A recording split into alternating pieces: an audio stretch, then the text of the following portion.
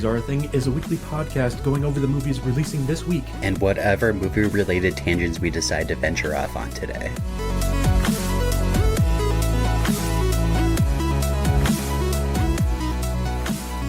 Hello and welcome to Movies Are a Thing. My name is John. And I'm Travis, and here are the movies premiering this week. But before we do that, Travis. Yes, sir. We have some guests with us. We sure do. Do you guys want to introduce yourselves? You start. Hi, I'm Dylan. Glad to be here. Excited to talk about some news today. I'm Zach. Work with Travis, and Yeah. I'm excited as well. Should be a good time. Yeah, thank you for joining us. Yes. Appreciate it. Glad to have some new faces rather than just me and Travis. Most definitely, yeah. I'm sure people get sick and tired of listening to me drone on. Right? And all the dad jokes and all that, so, who knows? Every once in a while. Just once in a while. But yeah, I guess, Travis, let's start off with you. How's your week been going, man? Oh, it's been good. Just working. Still have my aunt's car, so, that's going great. You have no luck with cars, man. I know I don't. None. I'm glad I don't have to, use it for a living anymore, so. It's always a plus. I did have a chance to watch a movie. Yeah? And I watched Argyle. Okay. Oof. What'd you think? I hated it. Really? It was awful. Bad choice. Wow. Okay. It was just so stupid, and I usually like movies like that, but there's something about it that just didn't sit well with me. And I don't know if it was Bryce Dallas Howard. I love Bryan Cranston in it. He was great. And I liked Sam Rockwell. Right. But just something with Bryce Dallas Howard. Yeah. Okay. That works. Yeah. Zach? I also watched that this week. Watched it today, actually. But, yeah, not very good. Yeah, I am okay. in full agreement with you there, Travis. Yeah, I don't know. I don't think it is a problem with the cast. I think Bryce Dallas Howard's fine in it, but Okay. it's just too cheesy, and it feels like it doesn't know it's cheesy. Right. But So, like, it takes itself too seriously, but not in a good way? I think you could describe it that way. There's a bunch of twists in there that are supposed to be like these huge, big reveals, and like Right, it was marketed as like who's Agent Argyle? Who's it gonna be? Mm-hmm. And when the reveal came, I wasn't super satisfied, Yeah, I wasn't either. or nor did I care about who Argyle was. I guess I don't know. Just failed on so many fronts for me. Yeah. It sounds a lot, now I haven't seen it, but it sounds a lot like kind of the reception I had to the second Kingsman, also directed by Matthew Vaughn. I felt the exact same way about that one. It was way too cheesy for me, especially compared to the first one, which I felt like took itself seriously enough for the kind of like action film that it was. But the second one was full of goofs and laughs and Elton John and a robot dog, and it took it all a little bit too far. So it sounds a lot like kind of what Argyle is. 100%, Very I much so, think. yeah. Yeah. So I may have actually watched some movies this week. I know, surprising. Wow. Usually I don't have time, but no, I actually watched Argyle as well. I'm so sorry. Well, I mean, so here's the thing with that. It's not that the story for me was bad. It's that it was slow, like way slower than Kingsman or Kingsman 2 was. Okay. And it just felt like at parts it was just kind of plodding along, whatever, until it got to the smoke grenades.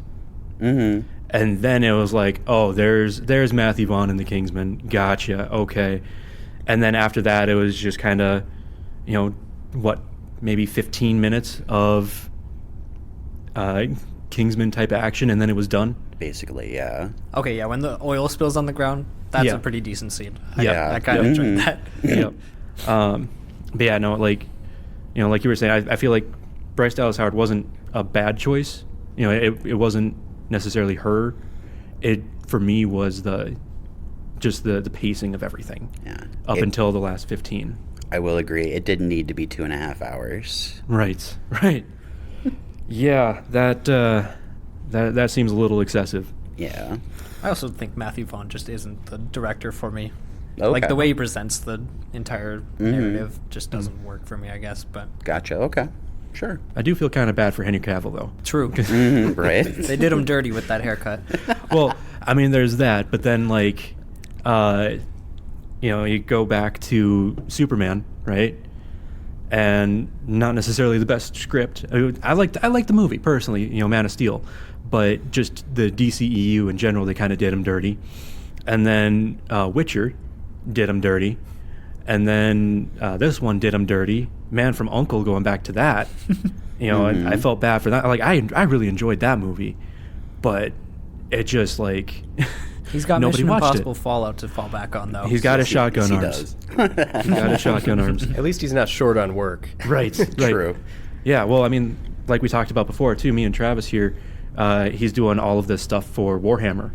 Yep. And I think that was picked up by Amazon. Yeah, I believe so. Yeah. I think that's what we were talking about. And he's doing the Highlander remake. Right. Yeah. He So is. He hopefully is. that, I mean, it's in good hands. Yeah. So Yeah. And I don't know if you guys had a chance to listen when we kind of talked about that, but instead of Sean Connery, Antonio Banderas, since he is actually a Spaniard. I think that would be a really good choice. Right? Yeah, I hadn't thought of that, but I like that a lot. Kind of like Yeah. a Zorro type, Yeah. like action, but from Antonio Banderas again. That'd be really cool.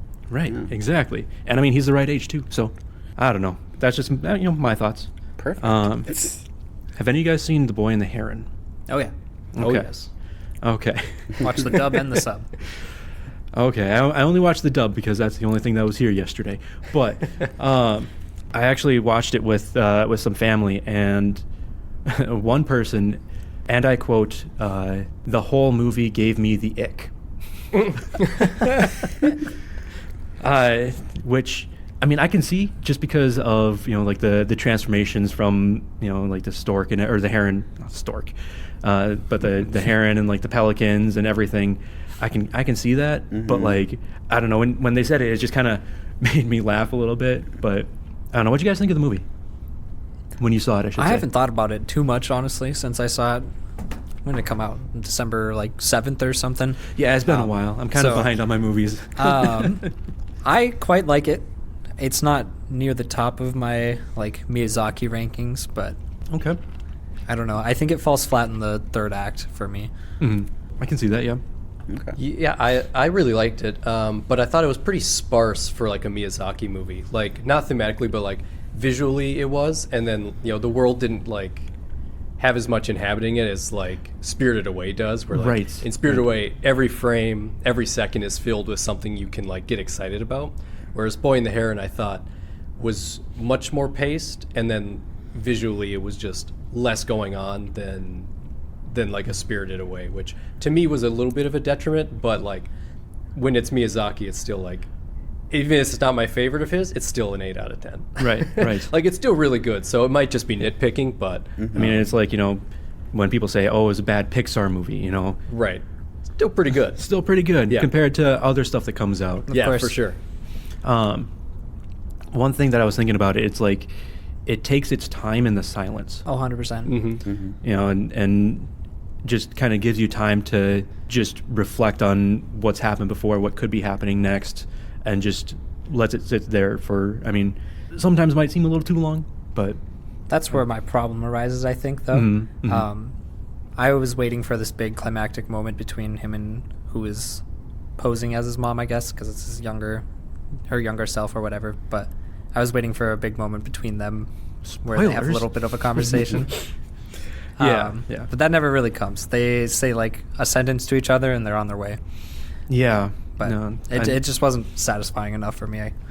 Okay. And I don't know, like, I think the whole kind of, I don't know if it's like cultural differences, especially from back in that time period, where his dad ended up being with his aunt. Yeah, definitely a Right. cultural thing, but Yeah. Yeah, it definitely kind of had as Americans, Yeah, it's just not the norm. So had a little bit of a weirdness to me. yeah, I get that. All right. Well, I think other than that, we should probably at least start thinking about heading into some news here. First things first, obviously one of the big stories this week was Carl Weathers passing away, which, I mean, that right there just sucks. Yeah, that stinks.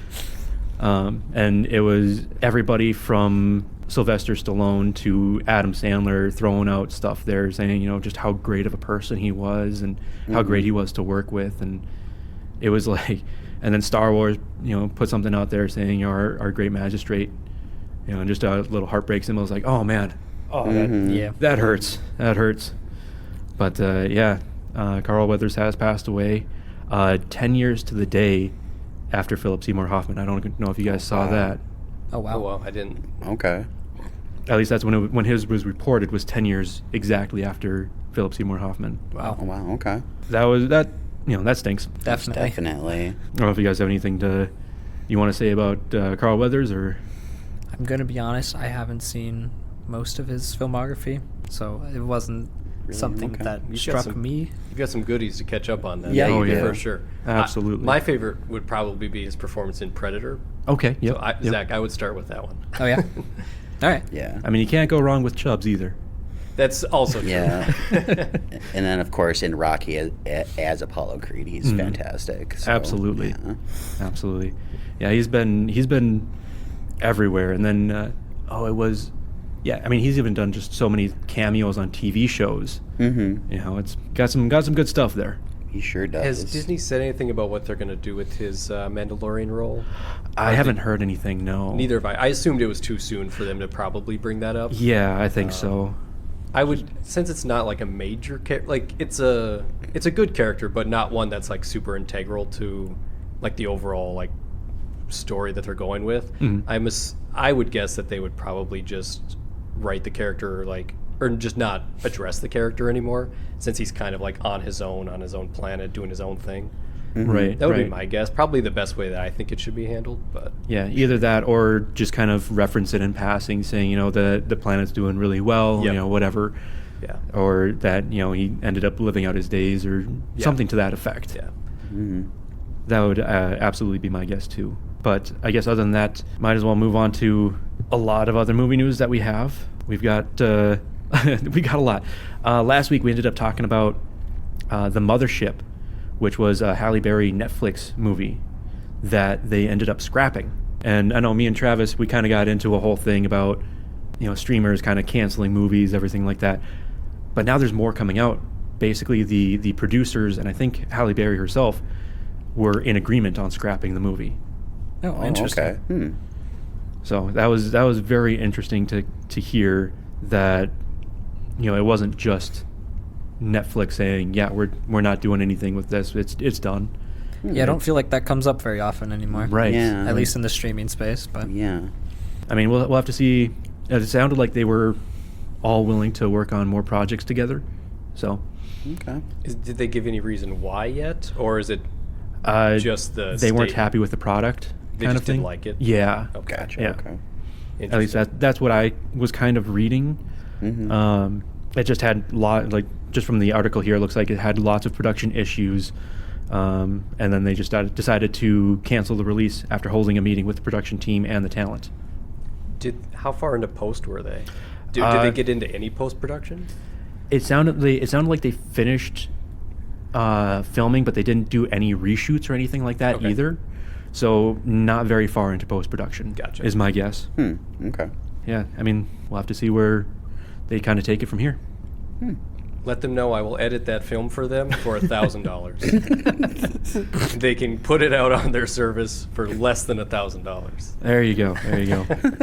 That sounds like a good deal, honestly. Dylan's personal endorsement. Was that Apple that produced that? Netflix. Or Netflix, sorry. Yep. Well, Change your Netflix, mind now. Netflix, if you're listening, you know where to find me. Yeah, who is it? It's Scott Stuber, the guy who's stepping down from Netflix. Okay.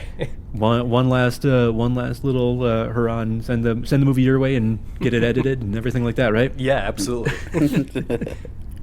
Very nice, very nice. But yeah, kind of going from canceled stuff to brand new organizations. Apparently, the VFX artists that are working on the Avatar movies have unionized, which I mean that'll be interesting to see what kind of happens with that.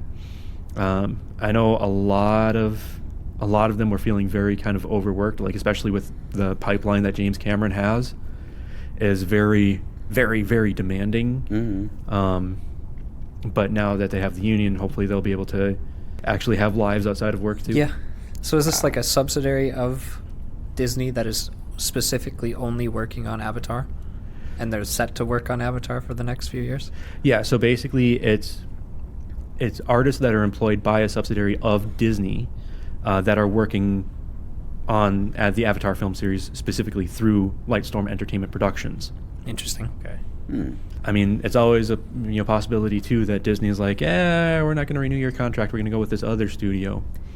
Gotcha. Because I mean, I can see Disney doing that. Yeah, Yep. most definitely.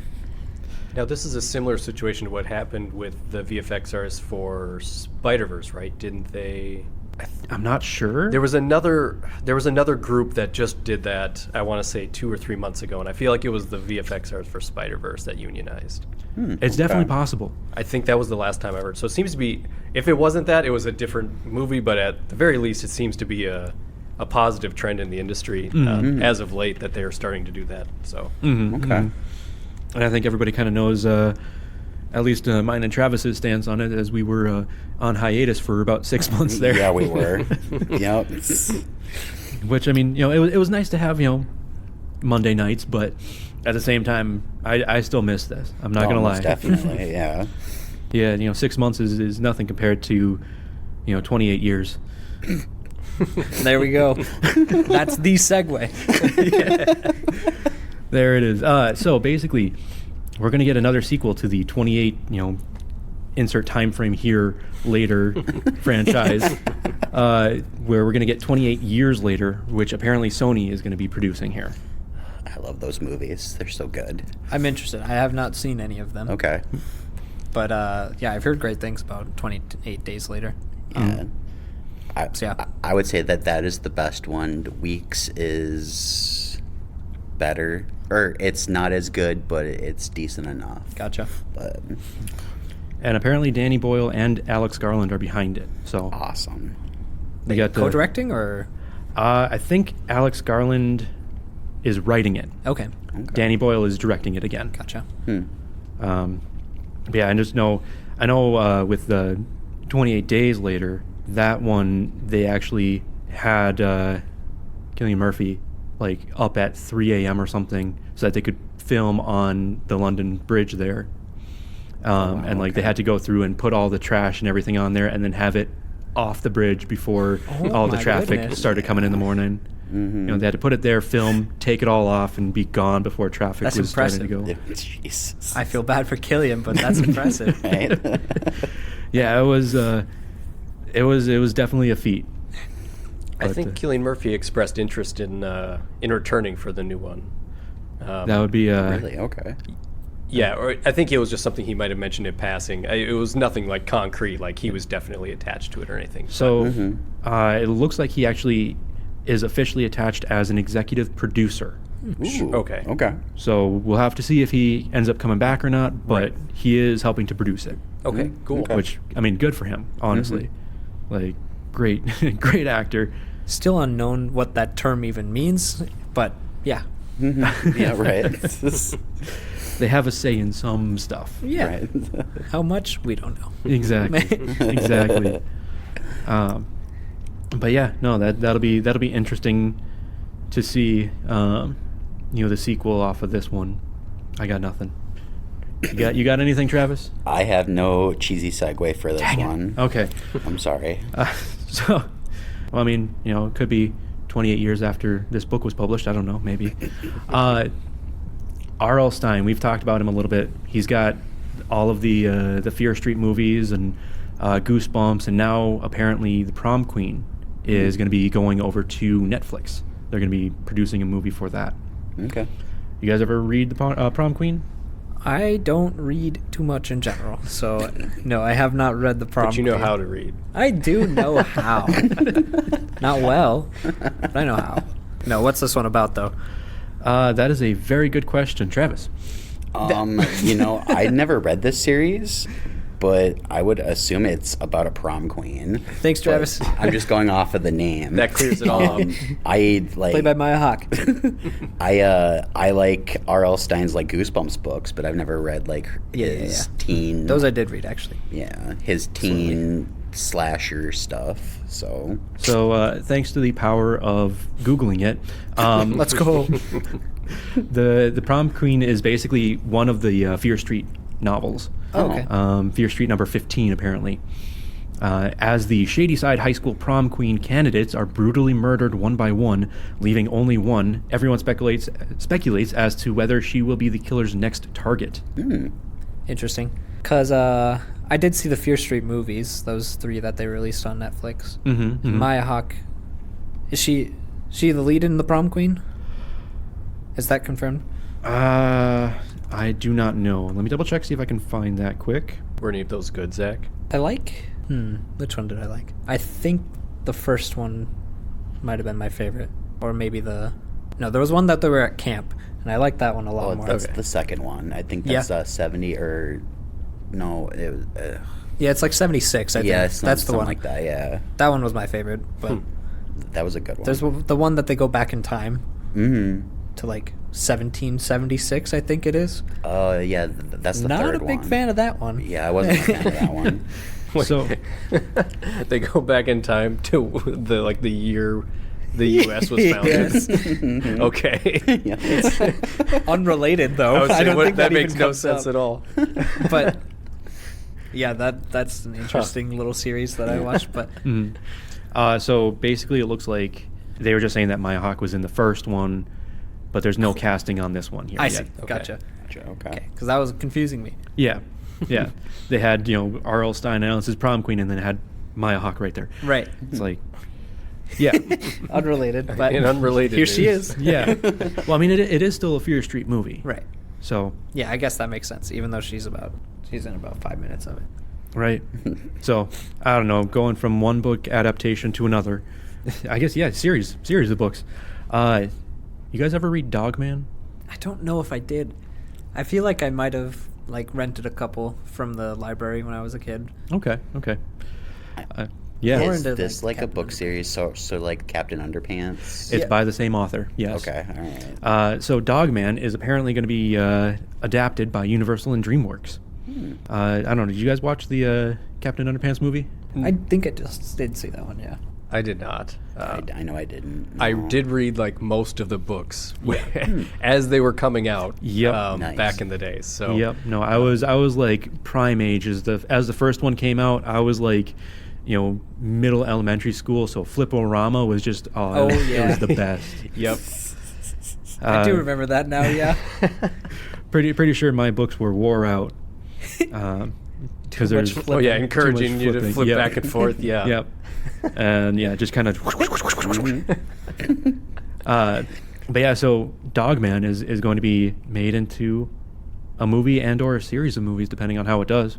No, that makes sense, right? The Captain Underpants movie did pretty well, did it not? Yeah. I think so. Yeah. If I'm remembering correctly, I think it was pretty profitable. So Yeah. makes total sense that they would keep going. I don't know why they wouldn't just do a sequel to Captain Underpants, because that Right. seems like their more popular IP, right? Because I feel like even just general audiences have like some vague idea of Captain Underpants, but you Right. say Dogman, they're like, I don't know what that is. Well, I mean, I think that's obviously hitting the younger audience, though. Sure, Yeah. but like you still got to get people to watch it. yeah. True. No, I know, but I Yeah. think Dogman is kind of just like a little bit younger audience than what Captain Underpants was, and then Sure.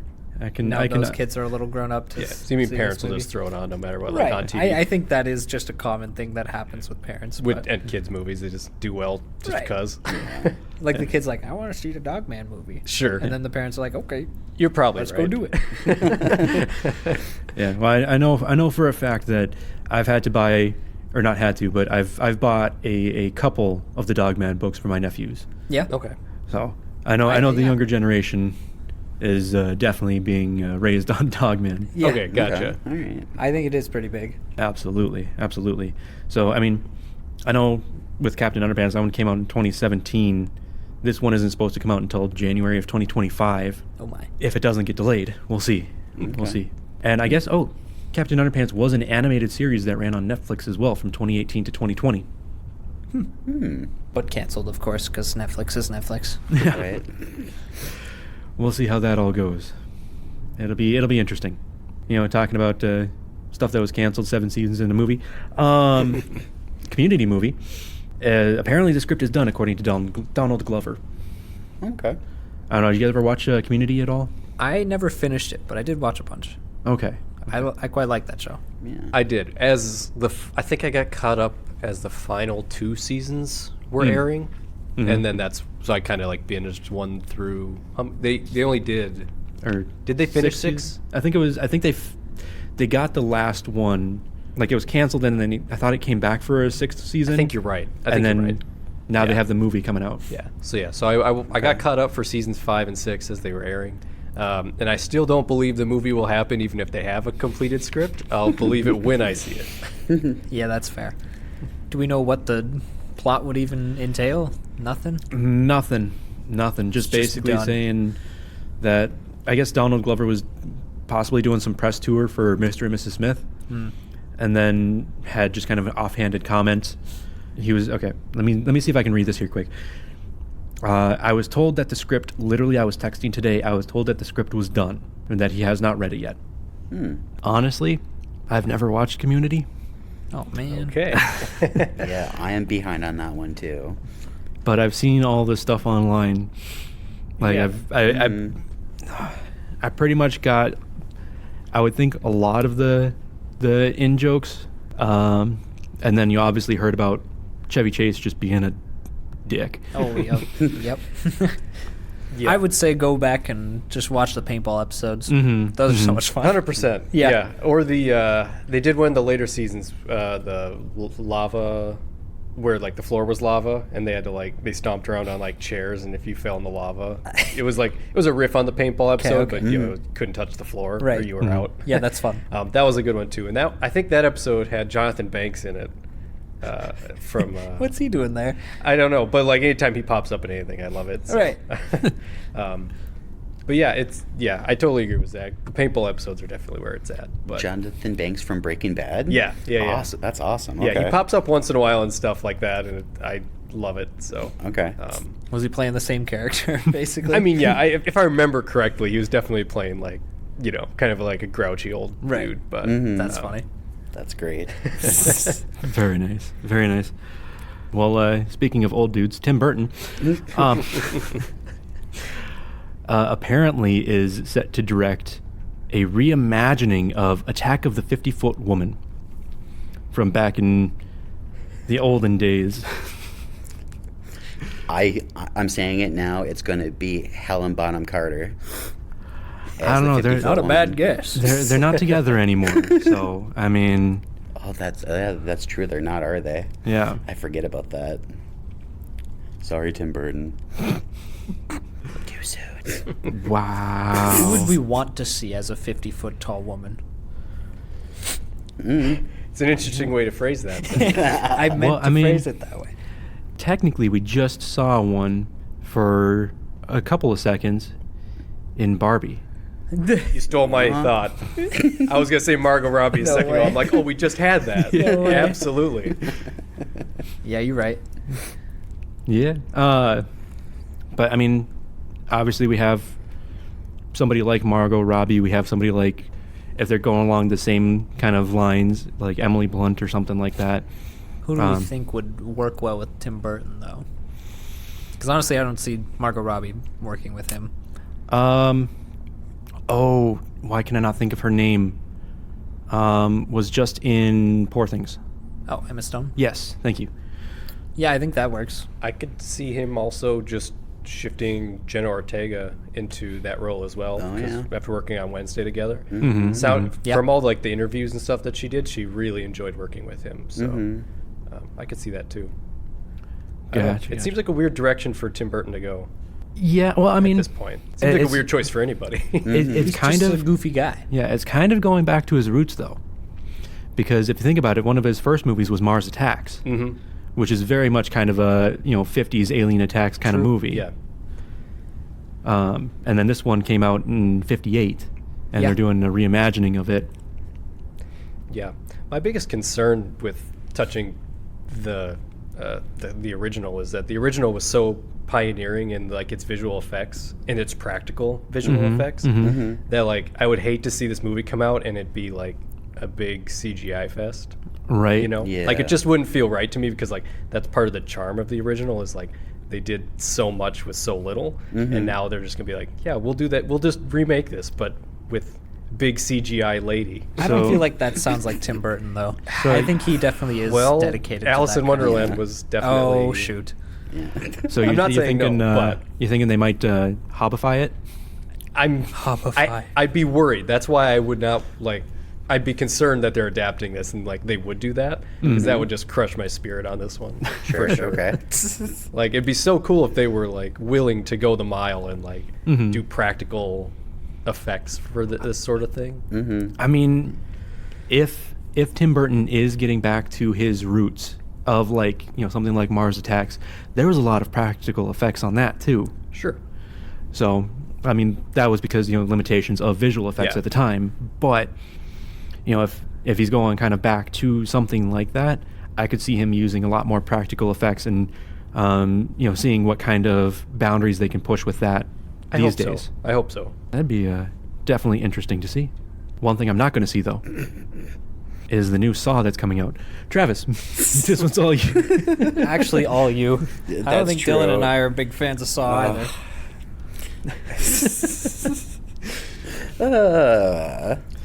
Was So- it Saw 11? Saw 11 is being directed by the guy that did Saw 10. Wow. Okay. Well, I like that. I will always be a big fan of the Saw movies. I know they're stupid. They've been done to the ground and beaten to a pulp, but I don't care. I will go and see them. It's just a good comfort movie for me, and that's really weird to say because it's so messed up. Wow. I'm comforted to see Yeah, others it really tortured. does. I don't know. I guess I am just the weirdo in this scenario. So I will be there front and center once Saw 11 comes out. Very nice. I don't know. Do we have? Okay, here it goes. The game returns to theaters September 27th, 2024. Okay. So right in time for Halloween. That'll be great. Love it. My favorite. Right? Right? No, I saw the first. Stop there. Yeah. Not going any further, I don't think. I like the first one. I still do. I think that movie is the genuine like horror classic at this point. But the few I saw after that were not good, and then I skipped a bunch and saw Spiral, and that movie ruined my life. Spiral was okay. It was awful. It was okay. Don't fight him on this. No, Travis, it wasn't. Not the can Okay, of worms all you want to right. open, Travis. I did I was not. trying to give it credit because Chris Rock, and I know. he was trying to do something different. I feel you. My issue with it was like the traps seemed like they were unwinnable. Yeah. Like a lot of the people would like do the thing and then they'd still die, and it'd be like, well, that was the point is you're supposed to be able to get out, Very true. We are. maimed and mangled, but you can get out. And in that one, it just was like you're gonna die no matter what. So Right. Yeah. that bothered me a lot. Okay. All right. I can see your point on that. All right. I'm glad you like it somewhat. Okay. Well, good. I'm glad at least somebody does. This is the nicest I've ever heard Dylan talk about Spiral. Right. Well, I have to be civil. It's my first time on this. Yeah, that's on fine. the show. So. That one usually sets him off. Well, I got a little heated there for a second, Yeah. but I was like, I got to reel it in. Yeah. Well, apparently, if you want to set a lot of people off, you talk about the next Jurassic World that's coming out. I know we talked about it last week with David Cope, I believe, coming back to write it. And it sounds like they're in early talks with David Leitch to actually direct it. And they've already got it set for July 2nd of 2025 for release. Wow. Right in time for a nice vacation weekend there. Yeah, David Leitch. I think I need to see the Fall Guy this summer. I think comes out. Yeah. Before I like solidify my opinion on him. Mm-hmm. But But you like the trailers for that one, though, right? I think it looks decent enough. Like it could be a fun time. Yeah. I kind of enjoyed Bullet Train. That might just be my sheer love for Brad Pitt. But You're right. Mm-hmm. I mean, Bullet Train was pretty awesome, not going to lie. Yeah, I enjoyed it, but I don't know, the POV from the water bottle was actually kind of like inspiring. It was kind of a genius move. Yeah, fair enough. Yeah. But like going back to Deadpool 2, Mm-hmm. not my favorite movie I've seen. Yeah. I don't know. David Leitch, I think he's got some room to improve, I think. Yeah, most definitely. But I mean, I think he was. Oh no, it was Chad Stahelski. Sorry, I was thinking double for Keanu Reeves in Matrix. That was Chad Stahelski, right? Yeah. Yeah. Because I know it was one of the two. I just never remember. I just don't know why they think it's the right time to do another Jurassic World when they were like, oh, like this last one was supposed to be the last one. Well, it made $1 billion, Travis. Oh, That's why. I get that, but Yeah, it did. they should just let it be extinct. Oh, I totally agree. There's here- the dad jokes Yep. we've been waiting for. Yep. Here's the thing too. This one is going to be like a completely new cast as well. So it's not going to have Mario. no, Chris Pratt. There we go. Don't forget Garfield. Garfield. Yes. Yep. Don't get me started on Chris Pratt. Oh, man. I kind of like him. He needs to not be in things all the time. Okay. Star-Lord, sure. Whatever. Andy Dwyer, sure. Whatever. Garfield, I think his voice was made for. But Mario, Mario, not Luigi Mario. I don't know. It just something was off for the entire movie for me with that. I don't think he bothered me too much. Yeah. It's like definitely weird that they casted him for it. But I don't think going throughout the movie it was something that was upsetting me. All right. Gotcha. Well, going back to Brad Pitt. Oh my goodness. Apparently, Brad Pitt has joined in for Tarantino's last film, which is going to be The Movie Critic. I don't know, How couldn't he? Yeah. Right. Have you guys heard about this at all? Oh, yeah. Yeah. Very excited. Every time they collab, it's really, really good. Yeah, it's one of the best duos in like cinema. I At least in recent times. Yeah, for Most definitely, yeah. Inglourious Bastards, and Once Upon a Time in Hollywood's my favorite movie. So There you go. Very nice. Should be interesting. It looks like they're trying to release it in 2025. Maybe. Yeah, it doesn't say whether or not he's the lead for sure, right? It just says that he's like going to be a part of the film. Yeah. Okay. It's just says that it's unclear if he'll play the title character. Right. Yeah. and I mean supporting's fine too. That was what Either way, yeah. That's what he Right. did in both those Yeah. movies we named. So, Mhm, But mhm. personally, I'd like to see him lead the film. yeah, Yeah. I'd be happy about that too. Yeah, most definitely. Yeah, we'll see how this all goes. I'm sure there'll be more news of that as it comes out. Yeah, I just need to know more about this plot. Mhm. The Movie Critic is kind of a misleading title, and from what I've heard about the actual plot of the movie. Right. Right. I feel like that's kind of the way it is with like all of Tarantino's movies before we see a trailer. Because Yeah. like no one was like on board for like what was being described as like a retelling of the Sharon Tate murders. Exactly. Right, yeah, exactly. And everyone's like, "Why? This sounds like a career killer. Like awful. Like why are you showing us the Tate murders? Like it just seems sacrilege and weird." And then we saw the trailer, like, "Oh, it's not that. That's not it at all." Yeah. Yep. It was So like the I'm complete opposite. Very, of, very yeah. curious where he's gonna go with this. Yeah. Absolutely. Well, we're going from Tarantino's last film to Jim Carrey coming back out of retirement. Retirement in quotations. I mean, it's got to be good if he's coming back. He's coming back for Sonic 3. With Shadow the Hedgehog, right? Yep, Shadow's going to be in it. Oh my goodness. They've added a few other people. Kristen Ritter is going to be in there. Crystal Fernandez, Leela Brown, and then I mean, obviously Ben Schwartz is back as Sonic. It sounds like Idris Elba is back, James Marsden is back, Tika Sumpter is back, Tom Butler. A lot of the other cast is back as well. I've seen both of those movies. I can't say I loved both of those movies. I liked one more than two. I remember that for sure. I don't think I could decide which one I like more. I love Jim Carrey. Well, yeah, he I was don't know if I fantastic love him in- as Eggman though. Yeah. See, I think he was perfect for the Eggman role in the first one. He might Like, be, honestly. Just the character itself had very kind of Jim Carrey qualities to him from like the back in my day, the cartoon and everything like that. I really enjoyed it. It's pretty good casting, I think. I just don't know if I've ever been a big enough fan of Sonic in order to warrant caring about those movies. That's fair. Until he had human teeth. Oh my goodness. Yeah. That was awesome. They should have stuck with that. Right. But it gave us that great cameo in the Chippendale movie. Oh, yeah. That's right, yeah. Yeah. So like it was all worth it just to get that one joke. Yeah, you're right. Who greenlit that? Who's like, yeah, this looks great. Let's put this out here.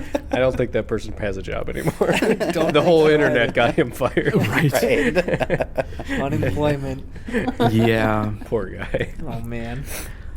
But we'll have to see how that all goes. But it looks like they are, at least with the logo and stuff, they're paying homage to Sonic Adventure 2, which has a character, I guess, being shot.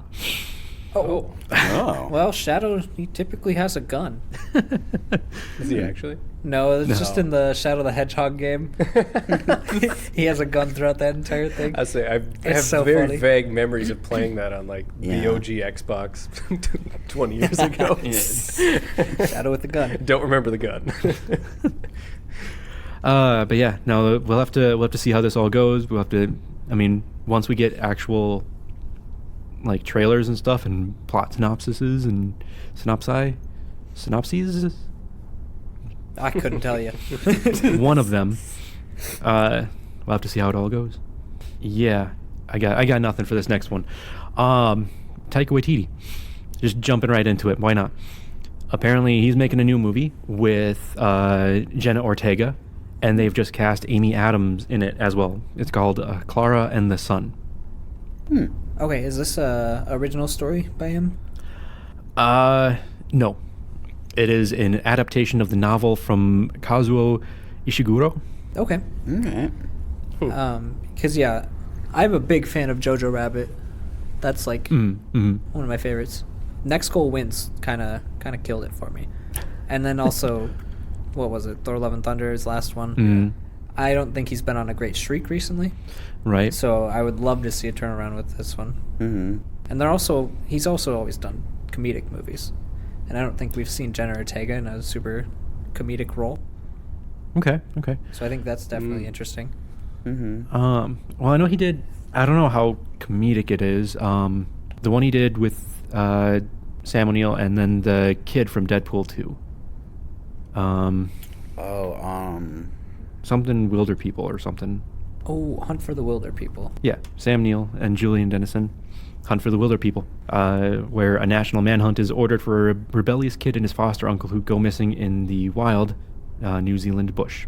Ooh, that sounds interesting. I kind of want to watch that. No, I've heard good things about that one, but I do think that one is also comedic. Okay. Okay. Yeah, I mean, we'll have to see how this all goes. Hopefully, he starts getting back on track. Yeah, I really hope so. He showed a lot of promise with Jojo Rabbit, I think. And even Thor Ragnarok was really good. Right. Yeah. We got You nothing good? either. Zach about covered it. Gotcha. John, why can't we be friends? Boo. It was a good segue. Boo. You know it was. Come on now. Apparently, we have a new indie comedy called Friendship coming out that Tim Robinson, Paul Rudd, and Kate Mara have been cast in. I love Tim Robinson, so I'm in from that. I'm confused. Is it Tim Robbins or Tim Robinson? Tim Robinson. Okay. Okay, all Tim right. and Eric? Because I was picturing Tim Robbins, and I pictured him from Tenacious D and the Pick of Destiny. Oh my goodness. Okay, No, all right. it's, Now it's I know the who it is. it's the 55 burgers, 55 fries, 55 tacos, 55 pies guy. Yep. That one gets me all the time. But yeah, no, like we'll have to see. I mean, obviously Paul Rudd has some background in comedy, just a little bit, very very small amount. Kind of like Taika Waititi with those comedic movies. Yeah, just a little bit. Just a little bit. And then Kate Mara. I don't know. Has she done any comedy movies? I don't even know the name, if I'm honest. She was definitely in season 1 of House of Cards. She was also in Fan Four Stick. Oh, Yep. no. She was the Invisible Woman in Fan Four Stick. Okay. She was also in the Mark Wahlberg Shooter. That's going back. Yeah, that's a stretch. Oh, she was in The Martian too. Yeah, That's- She was one of small the astronauts in The Martian. She's good. I like her. She's really good in House of Cards. Mm. She unfortunately gets killed by Kevin Spacey. But Whoa. Whoa, spoilers. Shucks. Jeez. Well, if you haven't That seen doesn't it, sound like it's too far-fetched. oh yeah, I didn't mean in the show. No, but She got better. Yeah, that's pretty old. I think we can do spoilers for a series that's 10 plus years old now. Okay, that's fair. Well, I mean, her last episode was only 6 years old. Right. Yeah. Okay. I guess depending on how you view Fan Four Stick, she does have some comedy in her background. Oh my goodness. God, I was so disappointed in that movie. So disappointed. I haven't seen it. Oh, don't. I don't think I will have seen it. And Travis. Yeah, it's really not worth your time. I just remember staring at that poster in the break room of my old theater. Yeah. Yeah. It, We had a standee of The Rock from Hobbs and Shaw, I think. Okay. I cut the head off and I slapped it on the thing's on the thing's face. Uh-huh. It's The Rock. right. very nice. Very nice. I kind of want to get back into it. So, Fan Four Stick. It was one of those things where to me, there was very much a kind of character building movie. Like, I was fine with a lot of it, but you could tell where like the reshoots happened and everything like that, and stuff that was in the trailer wasn't in the movie at all. And then it just, was building up, and then it was literally a 5-minute end fight and then done. Yeah, it doesn't sound great. Yeah, and it was a blue beam to space Mm-hmm. for the end fight. And Is that when they get their powers? No, Oh, okay. no, No. they like that was part of the character building was they got Right. their powers, and then they kind of were trying to learn their powers, do everything. Dr. von Doofenshmirtz was off doing his own thing, and then it kind of came to a head, and then it was like 5 minutes of studio induced fighting, and then it was done. Dang. I don't remember hating it. Really? I think it's slightly overhated, especially in context of like recent comic book movies. I think that one starts to look a little bit better. Still not like great by any stretch, but like would I rather watch that or like some of the more recent Marvel fare? I think I would go back to that. To be honest, if I was like forced at gunpoint to choose. Just And forced. lop off like the last 5 minutes and you're good. Yeah, but like you said, I think the first half is actually pretty strong, Mhm, and the casting was really solid. Mhm. So Oh, there's absolutely. still some things to like about it. Yeah. Yeah. Because it was Miles Teller, it was Michael B. Jordan, Yep. Kate Mara, and then why can I never remember his name? Definitely The Rock. Yeah. Jamie Bell Oh yeah, yeah. as like the main four, Mm-hmm. and then Toby Kebbell was Dr. von Doofenshmirtz. Yeah, and he had a promising career too. That I haven't really heard anything from him recently. Which one? Toby Kebbell, because he was in Ben-Hur, he was in Dawn of the Planet of the Apes, he was in Fan Four Stick. He Kong was. Skull Island, it looks like. Oh, he was in Bloodshot too, I guess, Oh my goodness. and Warcraft. Didn't see that one. Well, I did see Bloodshot. Now that's a bad movie. That is a skippable one. Mm-hmm. That was like That was the Vin Diesel probably one, yeah. the worst point you could release a movie ever. Yeah, So, it was also like the most disappointing thing to watch, and then like a week later, it was like the lockdown. actually, you Mhm. can't watch another movie. in Yeah, and you're like, theaters oh, that's the last theatrical time. experience I may ever have. This was a lot of fun. Yeah. There wasn't too many good movies right before everything shut down. Unless you love Sonic 2. Yeah. Onward Well, was okay too. Onward was- had a it was couple day theatrical right. release. Yeah, it was kind of like we were talking about before. It was not a great Pixar film.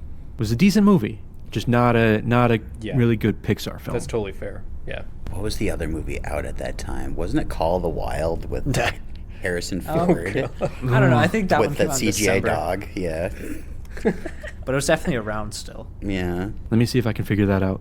Bad Boys for Life. Oh yeah, bringing me back. A Quiet Place Part 2. When did that one release? January or so? Not of 2020. As far as I know, 2020 or 2021 here. I think it was 21. 'Cause Okay. It was right after Yeah. we reopened the other theater. It was like Gotcha. one of the It's first pretty new. early in the- It was like the first new release we had, or one of them at least. I think maybe it wasn't a new release, but I think because Or- like we had it on open, Or maybe that was it. and I think maybe it had been out for like a month or two. Or was it like Don't know. one of them that came out during the what month that everything kind of opened back up and then shut back down? Yeah, could have been something like that too. Yeah. Yeah, who knows? Interesting times. Interesting times. Kind of like 1975. What happened then? Oh, this little show premiered. It has no cultural relevance anymore. I agree. Live from New York, it's Saturday night. Yes, that one. So SNL 1975. I know we were kind of talking about it before too, where they had some cast already, but it sounds like they've cast a few more people. So they've got Lamorne Morris playing Garrett Morris, Dylan O'Brien playing Dan Aykroyd. Should be interesting. Corey Michael Smith playing Chevy Chase, going back to Chevy Chase, and then Matt Wood playing John Belushi. So they've kind of got See, I don't think I know any of those actors actually. Dylan O'Brien was Maze Runner. Oh. Yeah. Uh-oh. You didn't like Maze Runner? No, I did not like Maze Runner. Oof. Even with Dylan O'Brien putting his life on the line and getting a major head injury and pausing filming for I don't 6 remember months. them enough to like actually have an opinion on them, but I don't remember liking them. Okay. I don't know. I did like the Maze Runner movies. I don't know. I'm weird like that, I guess. But I remember really liking the first one, and then Scorched Trials was okay, and then the Death Cure was also just okay. I feel like they're just lesser Hunger Games movies. Yeah, basically, yeah. Yeah.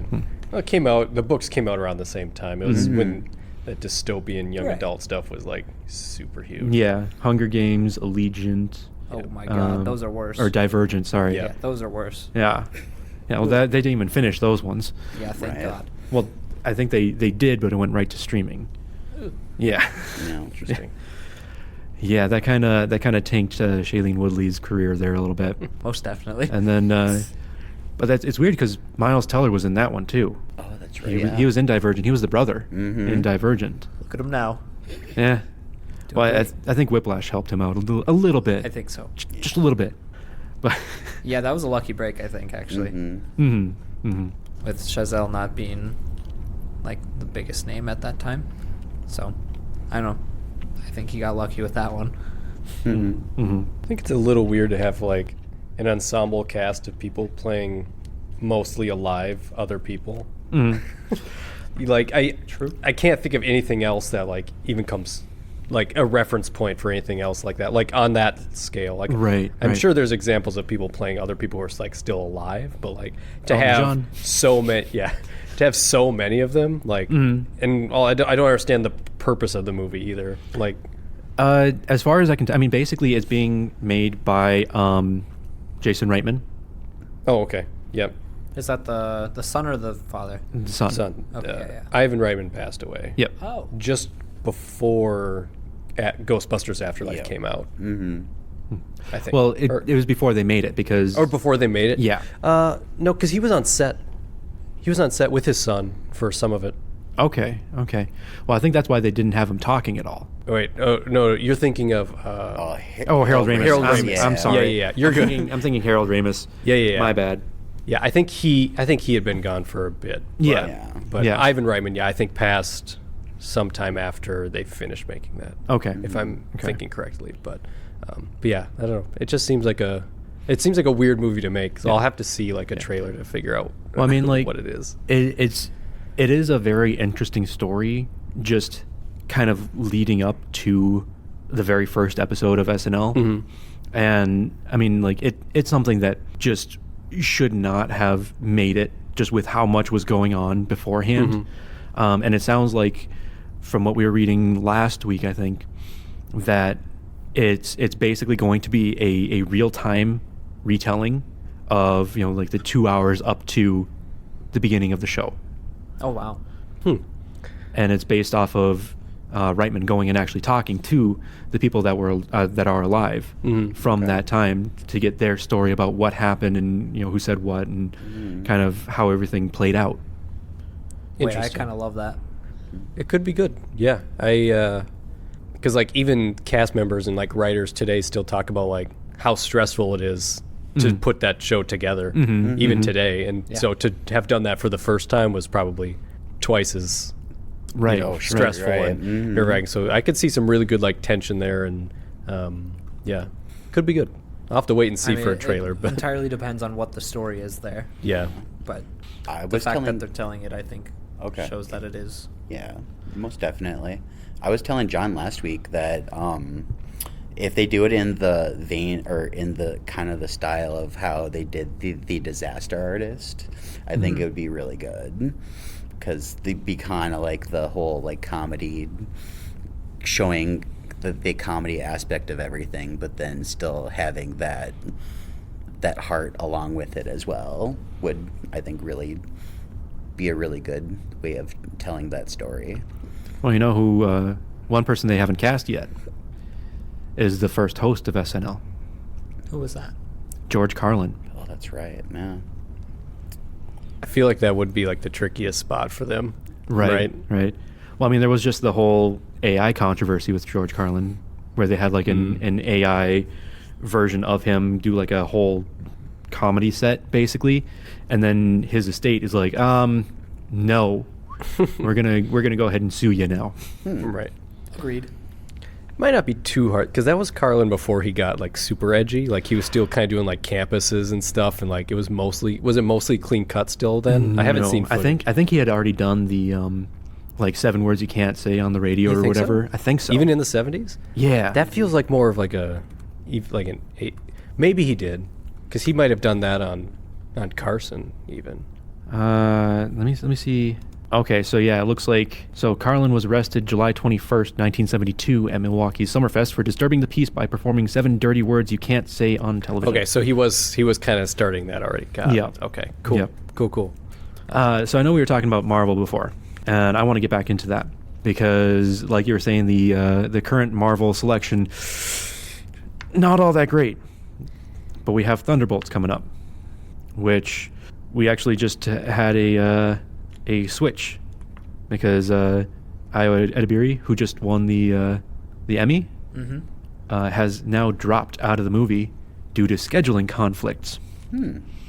Crazy that people are getting too big to star in Marvel movies. Right. Right, and Geraldine Viswanathan has taken her place, which I honestly don't know that name, just off the top of my head. No, I saw the picture of her and I thought she was the lead in the latest Scream movies. I Oh was yeah, wrong. I could That's see not that. right. But Yeah, that's Melissa something or another. yeah, Ferrera, I think her. That last sounds name right. is. Yeah. Yeah. Yeah. But no, Io she's doing really well right now. Last year was really big for her, I think, especially even with The Bear. But just movies alone, I think she had a phenomenal year. So Right. No, not absolutely. crazy that she's having scheduling conflicts, Sure. but kind of a shame, I think, to not see her in the MCU. Maybe Or lucky for her. it might be if that's what the MCU turns out to continue with. So Viswanathan has been had her breakout role in the Universal comedy Blockers. Oh, Yeah, I Okay. heard that one. yeah. Nope. I had a poster for that one. Oh, really? Yeah, you did. Yeah. What is that? It had a, well, let's just say the poster. It was a John Cena movie. Uh-oh. The poster had a chicken with blockers under it. Yeah. We'll see if you can infer what the movie was about from there. Yeah, it was an interesting choice. Let's say that. Oh, but she's in Driveway Dolls. Perfect. Yeah, That one she's looks, she's the second lead, it looks like, in Driveway Dolls, which I'm looking forward to. I throughout am this too. month. Yeah. Yeah, that one looks pretty good. Absolutely. Mm-hmm. We'll be able to gauge her off of that, I guess. Sweet. One person out, one person in, and then we got a lot more people into this other movie. Gia Coppola's Last Showgirl has apparently added Pam Anderson, Kiernan Shipka, Jamie Lee Curtis, Dave Bautista, Brenda Song, and Billy Lord. That's going to be quite a cast. There's another Coppola. There is another Coppola. I just knew of the 2. Well, 3, technically. And you got Nick Cage, too. Yep. Yeah. Yeah. Oh, Nick Cage. He's got some stuff coming out. He sure does. Oh, I have seen a movie from Gia Coppola. I watched Mainstream with Andrew Garfield and Maya Hawke. Okay. I don't know if I can gauge her directing abilities off of that movie. Let me see if I've seen anything from her. Yep, nothing. I mean, it looks like she did a couple music videos for Carly Rae Jepsen. But yeah, we'll have to see how that all goes. Francis Ford Coppola is her grandparent. Okay. Pam Anderson. Okay. And I keep forgetting that she's still around. well, like if you look at the pictures, it doesn't look like Pam Anderson. True. I don't know if you guys know why that is, because apparently the person that, like, she only trusted one person to do her makeup, and they passed away. Oh. And she doesn't trust anybody else to do her makeup, and so now she's basically going natural. Huh. Oh, okay. That's really interesting. That's really interesting, actually. So let me double check to make sure that that's actually true. I want to say that's true. Well, and she shouldn't. Then she certainly shouldn't go out in public because her chest certainly is not real. Yeah. So basically, it looks like Pam Anderson did an interview where, basically she said that she just went along with what people were telling her to do when it came to how she looked. But then after her makeup artist Alexis Vogel died from breast cancer, she was inspired to leave her signature look behind. And then she said, I just felt without Alexis, it's better for me to not wear makeup. Okay. I always thought that was kind of interesting story. That's a fun tidbit. Yeah. But yeah, so The Last Showgirl from Gia Coppola. Yeah, I'm interested after seeing Mainstream. But, yeah, not much to expect, I don't think. Who do you think is going to be the last showgirl? Because it's basically about, seasoned showgirl who show closes after a 30-year run, and then as a dancer in her 50s, struggles with what to do next. How old is Pamela Anderson? Ooh. She's got to be at least in her 50s or 60s by now. I want to say 60s, if not more. I was going to say either Pam Anderson or Jamie Foxx. Or not Jamie Foxx, my goodness gracious. Jamie Lee Curtis. 56 years old. Okay. So yeah, it could be Pam Anderson as the last. Yeah, I feel like that's got to be who it would be. Yeah, very nice. Well, I feel like the rest of the cast also is pretty decent. Yeah. Yeah, for sure.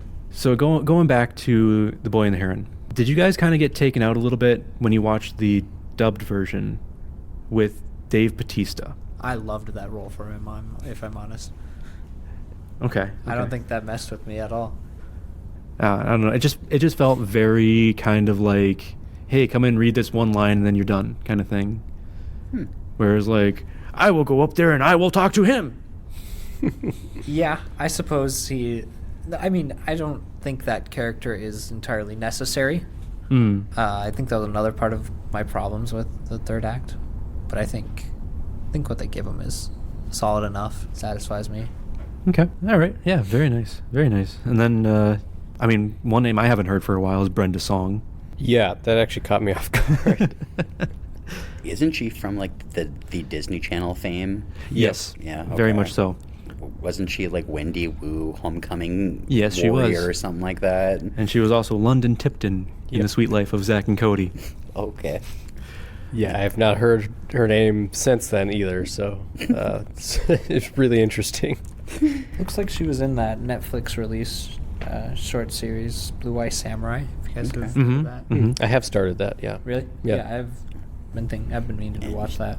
She was also in The Social Network at some point, or not at some point, but Well, there was one time pretty recently that she kind of popped up again, and that was with her husband when he got his, I think it was his star on the Walk of Fame. okay.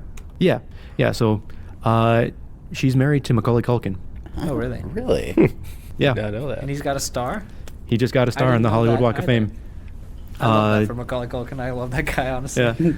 Yeah, right in late November, early December. And I know like Catherine O'Hara was there with him when he got his star, and he talked about his Brenda Song being there for him and everything like that too when he was struggling, because he had some struggles that he had to work through. But yeah, it looks like they got a little kiddo too. I'd love to see Macaulay in more stuff moving Yeah. forward. Definitely, Kieran's yeah. getting a lot of recognition right now, Mhm, but mhm. Macaulay's really funny. I've seen Yeah. him like outside of actually like his film stuff.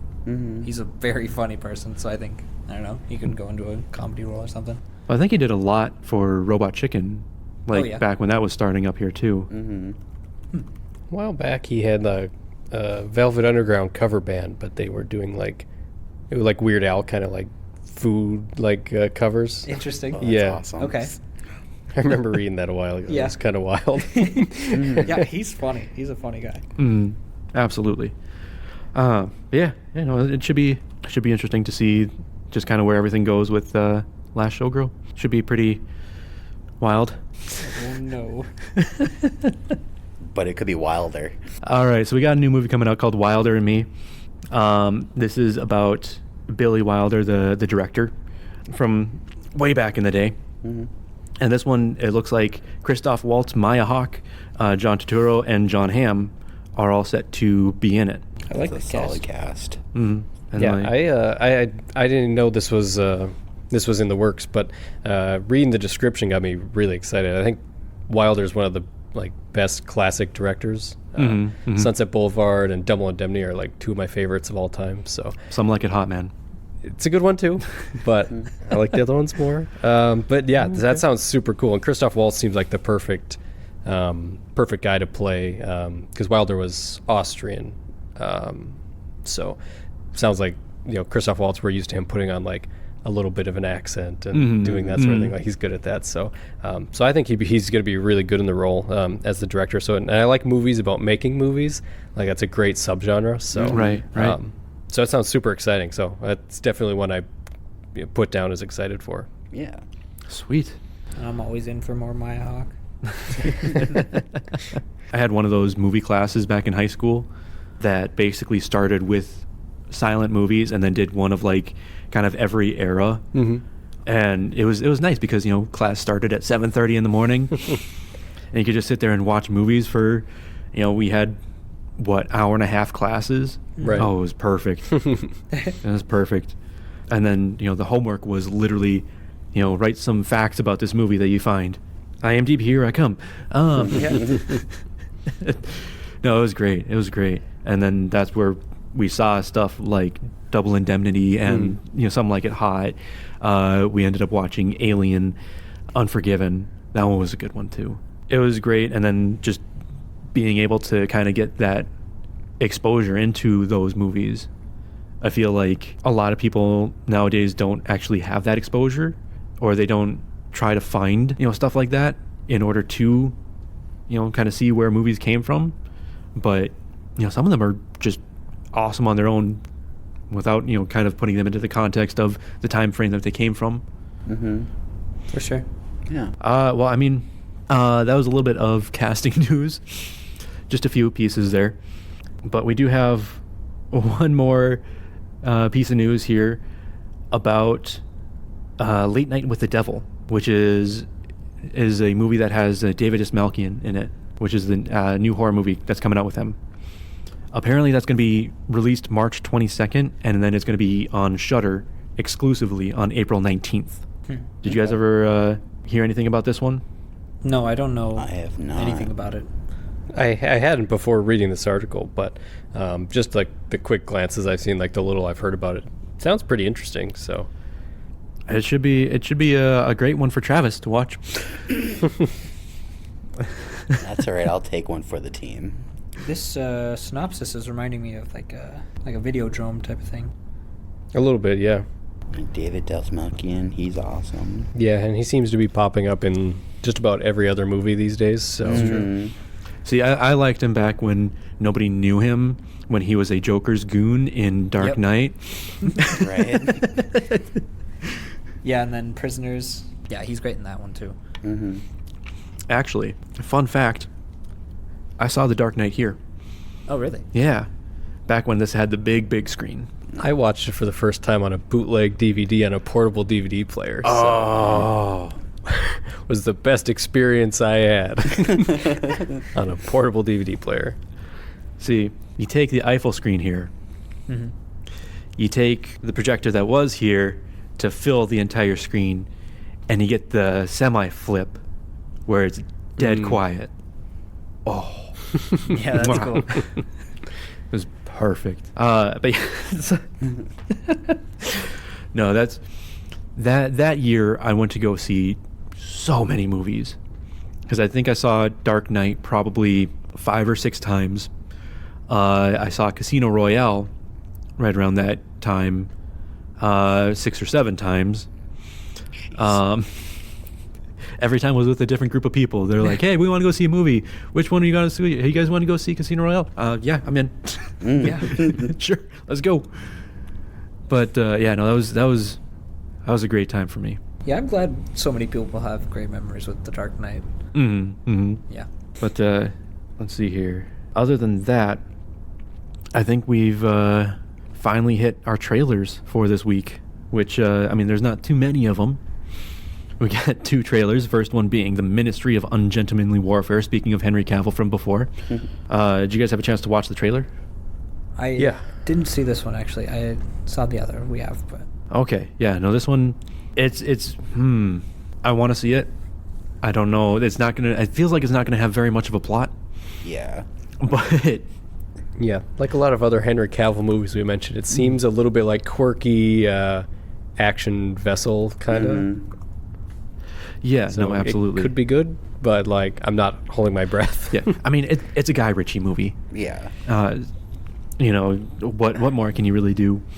Yeah, my issue with him is he seems like he's putting out so many movies lately. Like he's in the last like year, he's had this would make like 3 movies in the last year. He had 2 come out last year, and it's like he went from somebody who was like kind of an auteur of like being pretty selective of what he was putting out and like taking his time to craft it, and now he just seems like a director for hire who's like, I'm just doing it for the paycheck kind of. Yeah. At least that's the way it feels to me, because like signing on to Aladdin was definitely a turning point. there was I that think. Yeah, you're probably right. And I liked The Gentleman. Like I thought that one was okay. Yeah. I like that one. Like it's not something I've revisited, but like when I watched it I thought it was pretty good. But yeah, he just kind of seems to be putting out a lot of movies lately, and I will agree with that. I wish he would like slow down and just like be a little choosier, spend more time on his projects. But Quality over quantity. yeah, exactly. Yeah. Yeah, 100%. But Well, I mean, this is not his first time with Henry Cavill. Back in 2015, he did Man from U.N.C.L.E. Oh. okay, I didn't know Guy Ritchie did that one. Okay. Yep, that was Guy Ritchie. And then obviously he did the Sherlock Holmes movies.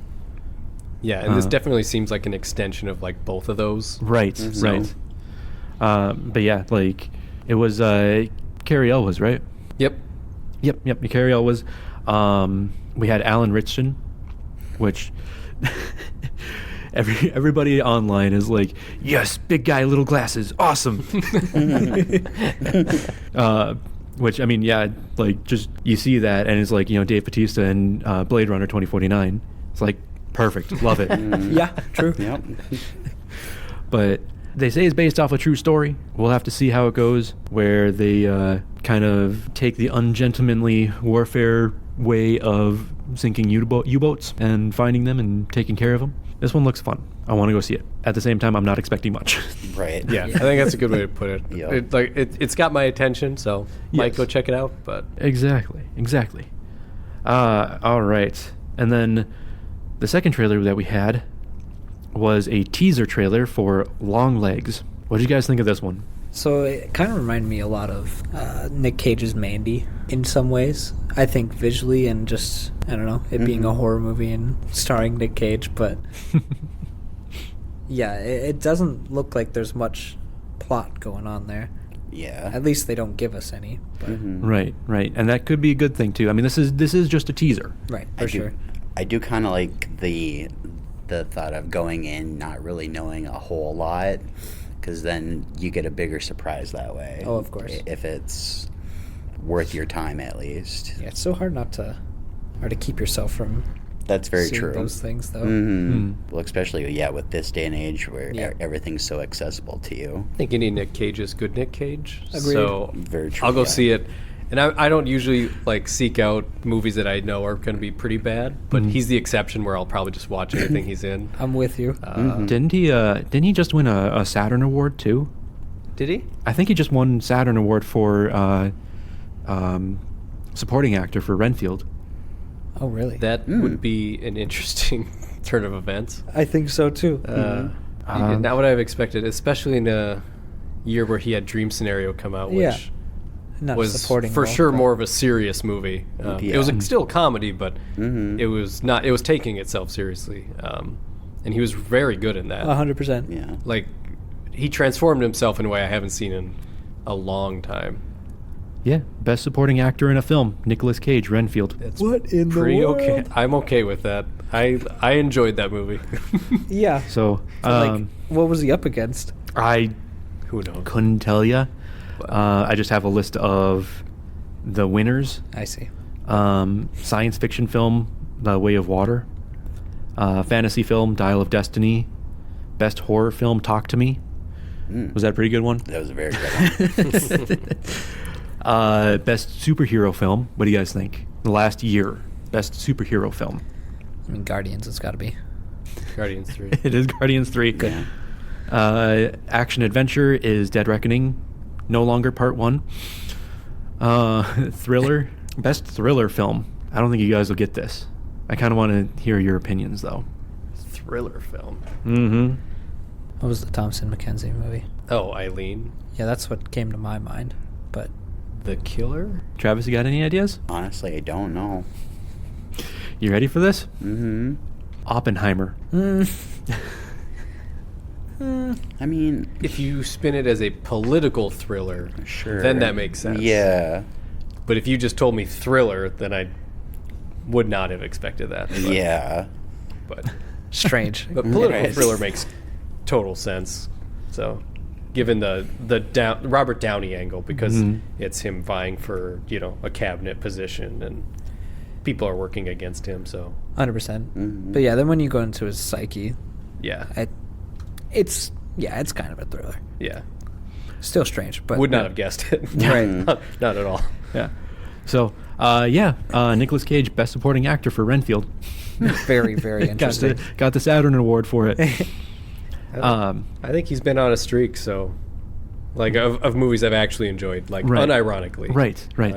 Unbearable Weight of Massive Talent was one of my favorites of that year. I love that. Yeah. I thought it was really, really good. Love it. All the comedy worked in that movie for me. So, but then Dream Scenario was really good. I even enjoyed Renfield. Yep. For the most part. So, I think he's been on a hot streak. I watched The Retirement Plan with him. Oh, Terrible movie. forgot about that one. I He's didn't see really it. funny in it, though. Like you end he up just watching- knows how to play. He just knows the movies that he's in, and when he's in a bad one, he like flips a switch and he goes ham. I don't know. I know He makes it work. I know it's a couple years old, but did you guys watch Pig? I watched that one. Yeah, Was that one pretty good? his performance is phenomenal in it. Yes. Okay. I don't know. Kind of a weird indie movie, but yeah, he's great in it. Yeah. That one, I don't know why it just kind of stands out to me, but it's just like Nicolas Cage is Unbearable Weight of Massive Talent, something like Con Air or The Rock. Yep. Oh, great movie. And then just Pig. Right. It's just like, okay, Yeah, sure. it's definitely a strange addition to his filmography. Also, Sorcerer's Apprentice. Did you guys watch that one? I did not. I know that one. I haven't seen that in years. Wow. Okay. Yeah, because it's him and Jay Baruchel, which doesn't seem like it would necessarily work, but it's Nick Cage as like an old school sorcerer driving around, like the old school like 20s car where it has the super long engine compartment and like the little cabin is just driving all around with like the huge fenders, everything like that. But yeah, no, like that one was pretty good. I mean, for a Disney movie, it was pretty good. For a Nicolas Cage Disney movie, I should say. Yeah, when you were explaining that, I definitely wouldn't have thought of Disney.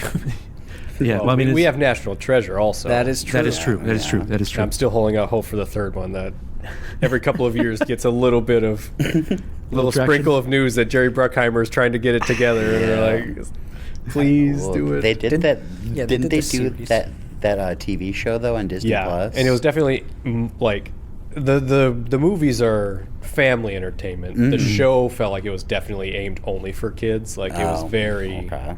not the same. And Very they- Disney Plus. very Disney Plus in the worst ways possible. They did get Harvey Keitel to come back for it, and then they killed him off after episode 1. So Aw. Not the wolf. yeah, and that was the only reason I tuned in at all. And after episode 1, I stopped watching. Very nice. Yeah. So Long Legs. Interesting trailer. We'll just kind of leave it at that. But that actually brings us to the end of the movie news / trailers portion of it. You guys got anything else you want to say about any of the movie news, trailers, anything like that we had this week? I was gonna say, okay, I don't know if it was for sure real or not, but I saw the leak of the name for the Beetlejuice sequel name. I don't think it was a leak. I think it was just Is- the poster. Okay, so it was confirmed, real. yeah. It was confirmed as Beetlejuice. Yeah, Okay, and I that's think like I think like the subtitle was AD 2024. Yeah. No, it was September. Like when he was holding the little ticker tape. Yep. It said like September 17th, I think, 2024. Yeah, the date too, but I think the official title, as like the article was, Beetlejuice AD 2024. Okay. I think that is the official long title. Nice. of the Very film. nice. Okay, all right. Perfect. Yeah. Don't Yeah. quote me on that, but I'm pretty sure that's what it was. Okay, Which is a long title, but I mean, quirky and fitting for the kind of movie that it is. I think. you did just have another long title one, Unbearable Weight of Massive Talent. Yep. Like I said, not a bad thing, but Right. when you work at a theater and you gotta sell tickets to it, Right. you gotta say the name a few times. It can be a lot. Yeah, I can definitely attest to that. So, all right, so that finishes our movie news, which I'm just gonna throw it out there. If you want to watch any new trailers, anything like that, you should come to the St. Michael Cinema. You should come on down. Thank them for helping with the podcast. Really appreciate the space. Really appreciate the people. You know. Yes, please come say hi. Yeah, come say hi to Travis. I might be here too. Zach and Dylan will probably be here. I don't know, man. Oh, yeah. We'll see. The one of us is always here at some point, so Perfect. But that being said, before we get into the movies premiering this week, make sure you visit us at Facebook, facebook.com/moviesarethrthing. We are on Twitter and Instagram at moviesarethrthing, no spaces, dashes, slashes, anything like that, at moviesarethrthing. Come on by and say hi. Ooh, that was bad. I apologize. I had a little bit too much pop. Sorry. sure, blame the Dr. Pepper. I will. Every day. But that brings us to our movies that are premiering this week. First one that we have is Lisa Frankenstein. That one is rated PG-13 and will be in theaters. A coming-of-age love story about a misunderstood teenager and her high school crush who happens to be a handsome corpse. After a set of playful, horrific circumstances bring him back to life, the two embark on a murderous journey to find love, happiness, and a few missing body parts along the way. IMDb, Rotten Tomatoes, and Metacritic did not have a score for this one. I know me and Travis have talked about this before. I'm kind of looking forward to this one. This one looks fun. No? No, I think you're right. And remind me who's directing. Is it Zelda Diablo Will- Cody. What? Diablo Cody. It wasn't she producing it, and it was Zelda Williams who's directing Oh, yeah. it. That's what I thought. Yeah. I'm bad. I'm sorry. My bad. I'm sorry. There we go. I'm bad. My sorry. Which is exciting. Robin Williams' daughter is doing directing a feature film. So Yes. that's just instantly something that would, I think, pique my interest. But Most reminds me a definitely. little bit of Warm Bodies, if you guys remember Yeah. that one. Mm-hmm. Speaking of Renfield. Yeah. So I'll probably check it out. I think could be a fun time. Yeah. And I know, like, just to kind of reiterate points I've made before, I don't know if you guys have ever seen any Lisa Frank items from back in the day. It was very much the color scheme of this movie. It was very much that with like unicorns and dolphins and all of that kind of stuff plastered over trapper keepers and yeah. Huh. Like if you have a couple of seconds, just look up Lisa Frank. And actually, let me see if I can pull something up here quick. Yeah, I was listening to somebody talk about it, and they said that the joke would probably be lost on most people, and I was like, what joke? Let's just Lisa Frank. That's like Care Bears. Yeah. Only more neon. Right? How does it get more neon than Care Bears? But yeah, that was the entire aesthetic of my early school days. Yeah, that's the That, 90s like- right there. Yeah, You know, I mean, if you didn't see a girl walking into school with a Lisa Frank trapper keeper, yeah, yeah, absolutely having this movie, like, it just looks fun. I really want to go see it, and it's less than 2 hours long, It's always a bonus these days. right? I'm a little disappointed it's PG-13 because I would like a little more gore, but I can deal with it. I don't know. I think the PG-13 fits with this one. Sure. I mean, it worked well with Warm Bodies, so I'm really not too worried about it. And then it has Catherine Newton as the main character. And then going back to Sweet Life of Zack and Cody, we have Yeah. one of the Sprouse brothers, Cole Sprouse, as the creature. Every time. Got to bring it back. I just think from Big Daddy. So that should be fun. The next movie that we have is actually a re-release for Disney, kind of going back to when they were just releasing stuff on Disney Plus instead of in theaters for Pixar. Turning Red, which is rated PG-13 and will be coming to theaters. Maylee is a confident, dorky 13-year-old torn between staying her mother's dutiful daughter and the chaos of adolescence. And as if changes to her interests, relationships, and body weren't enough, whenever she gets too excited, which for a teenager is practically always, she poofs into a giant red panda. IMDb has this one at a 7.0 out of 10. Rotten Tomatoes is sitting at a 95% certified fresh, and Metacritic is sitting at an 83 Metacritic must-see. Did you say PG or PG-13? I meant to say PG. Did I say PG-13? I didn't catch that. I thought you said PG-13, but I could have been wrong. Well, it's rated PG. Okay. All right. Yeah, did you guys watch this one at all? Yeah. Oh, yeah. I've seen it. What did you guys think? I think Dylan's much lower on it than I am. That's but true. I don't think it's a bad Pixar film. I think it's quite solid, honestly. Okay. I think it definitely goes for a different demographic than us here. But I don't know. I'm able to remove myself and enjoy it a bit. I just didn't. I just didn't connect with the characters.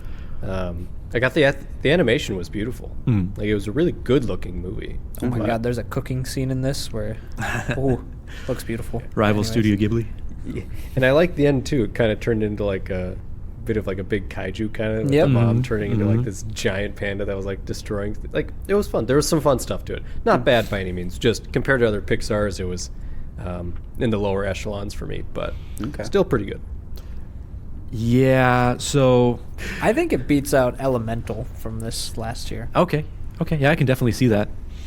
Let's just say this movie takes place in 2003, and Maylee is turning 13. Let's just say in 2003, I was 13. So No way. this one kind of hits close to home, but yeah, it like I honestly really enjoyed this one, but I think it kind of more spoke to me just because like I remember that time. Yeah. Like that was my life at that point in time, just kind of being in middle school and trying to navigate all of that different stuff. I had a Tamagotchi, like just everything. Wow. Everything. Yeah. Shut up, Trav. Tamagotchi. Wow, that's. Don't rip on Tamagotchi. I'm not ripping on Okay, it. I okay. just haven't used one in years. Yeah, that's fair. Tamagotchi, Furby, all that stuff. Furbies are the devil. Do they show up in Turning Red? I don't think so, no. Okay. They did in Mitchell's versus the Machines. Oh, really? Very much so. Okay. But it was more the new Furbies with the screen eyes. Oh. Rather than the mechanical eyes that I grew up with. Yeah. God, those things were creepy. Yes, they were. Oh. And they turn on in the middle of the night and you're like, I love you. Just sit there and just. Yeah. What was that? Hello, Satan. Travis, did you watch this one at all? I haven't watched this one. Wow. I've been really behind on my Pixar. Wow. So I should have watched Soul when we had it here. I never did. Oh, missing out on that one. I did, and I didn't see Elemental, That's fine. I do want to see Turning Red though, so I do plan on watching that. Very nice. Yeah. Sweet. Yeah, definitely prioritize Soul, I think. Okay. 100%. That's what I keep hearing. Really, really good. Okay. So, hot take. First time I watched Soul, didn't really like it. Yeah? You Like- said first time, though. First time. Come around on it, right? A bit. Like the more I have a chance to think about it, the more I have a chance to kind of go back and rewatch it and kind of rethink about things. It's like, okay, I can see this a little bit more. I can see a little bit more. But yeah, like the first time I was just kind of like, oh, okay, whatever. It's definitely a movie, but that was also the first one that was on Disney Plus streaming. True. When everything was closed. Yeah. Mm-hmm. So I was still kind of trying to get used to all of that too. Yeah, that's entirely fair. But yeah, that is our last movie of the night. You guys got anything else you want to say about either of these movies? I don't got anything. I think it's just kind of a nothing week, if I'm honest. But Lisa Frankenstein, I might watch it. Mm-hmm. Might enjoy it. Yeah, I'm just waiting for Dune. Yeah, Yeah, Dune for and sure. Drive-Away Dolls, in my opinion. But yeah. That works. Alrighty. So yeah, if you want to catch a movie, by all means, come on down to St. Michael Cinema, catch a movie. It'll be great. Be a fun time. I don't know. There's some pretty decent popcorn here. Whatever. Only Yeah. real butter. Right, exactly. Yeah. And we always put it in the middle. Yeah. Right.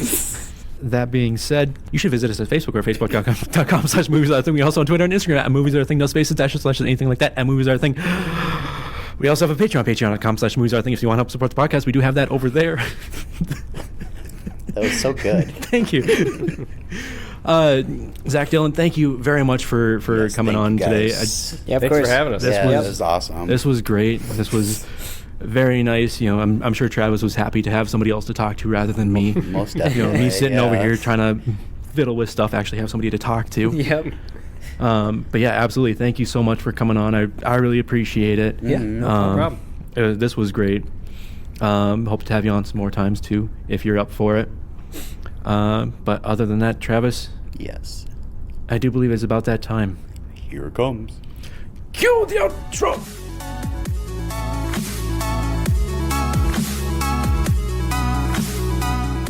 Thank you for listening to Movies Are a Thing. Be sure to tune in next week for more movies and tangents with us.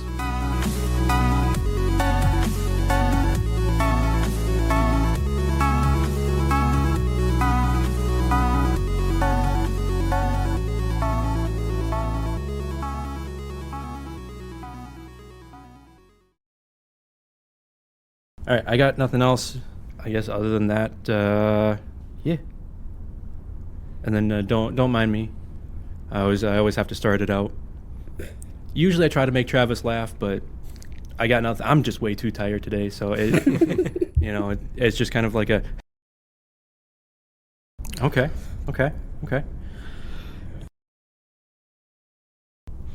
One second, I need to readjust this. It seems like it's falling here. There it goes. Oh, that's better. Okay. But yeah, technically,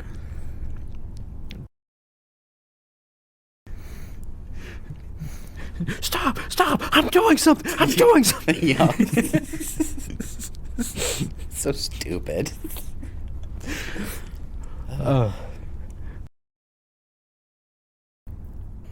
And George Carlin did what? You don't tell me. Takes a lot. Google. Right? Well, maybe not super cool.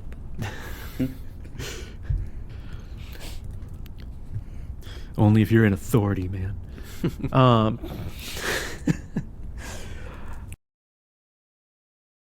Pam Anderson. Hey, look at that. No makeup. that was a little bit of. Oh, jeez.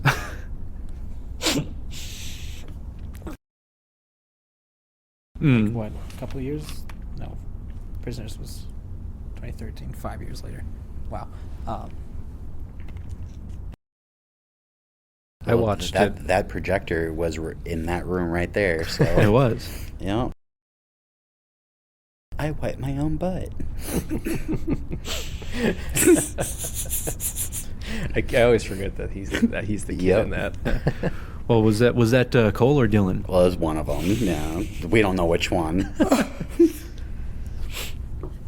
But yeah. Should probably not kick the cords, huh? Well, hey, was that your first time having our popcorn? No. No. No. Okay. I had been here before. I mean, come on, man. Well, I just didn't know if you had had popcorn before. Yeah. Or not. Okay. Yeah. All right. But